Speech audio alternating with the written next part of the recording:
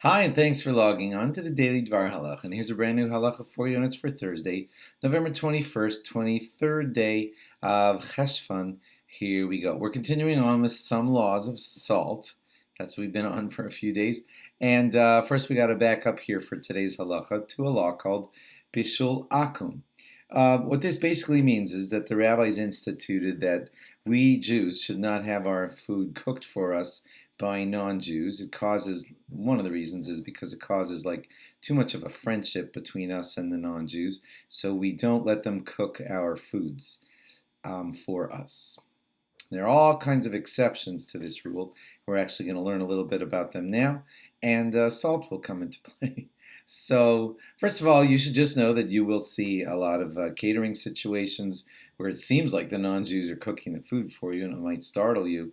But we have a kind of exception to that rule, and that is that if a non-Jew at least lights the fire under that omelet station, let's say, and then the non-Jew then fries the omelet on that omelet station, and it's not really called, we don't call it like the non-Jew really cooked that whole omelet for you because the fire was lit by a Jew. So that's often done at restaurants and catering places in order to get around this rule of the rabbis. And don't feel guilty about getting around it. That's how the rabbis set it up. They said if the non-Jew fully cooks something for you, we feel that's a problem. If part of the cooking was done by a Jew, then the rabbis never set it up to be a problem. Okay, now to some more exceptions. If the food that they're cooking for you is not really the type of food that would go up onto the table of a king, it's just like kind of one of those little nothings of a food that that aren't that special. It's like the equivalent of just putting something on a toaster. Smaller situations.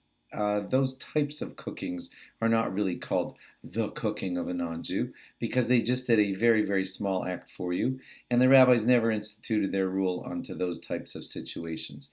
They only said it for like bigger things where a non-Jew cooks a steak for you. That's a big deal. Something that would go up onto the table of a king or onto the smorgasbord of a wedding. Those kinds of things we don't have a non-Jew cook for us. But if it's just a little scrambled nothing, then it wouldn't be a problem. Also, if it's a food that could have been eaten before it was cooked, and it could have been eaten raw, then we say the non-Jew didn't really do much for you because it was a food that could have been eaten without the little bit of cooking that he did. So there too, the rabbis didn't institute their rule. And now, because we're under assault, not assault, under laws of salt, we're going to tell you one more that has to do with salt. If raw food can be made edible by just adding a little bit of salt to it, but it doesn't really need the cooking, that raw food could have just become edible by just salting it somewhat, like in certain fish type of situations, then when the non-Jew cooks it up for you, he's not really doing that much for you because just a little bit of salt thrown onto it would have made it edible too, and then the Bishul Akum laws would not apply to that food either. Salt itself has no law of Bishul Akum. In other words, if a non-Jew cooks up some salt for you, it would not be a problem at all because salt is edible raw.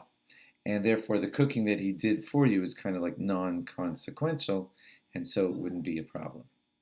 If that all made sense. Thanks for logging on. Log on again tomorrow for more. Bye-bye.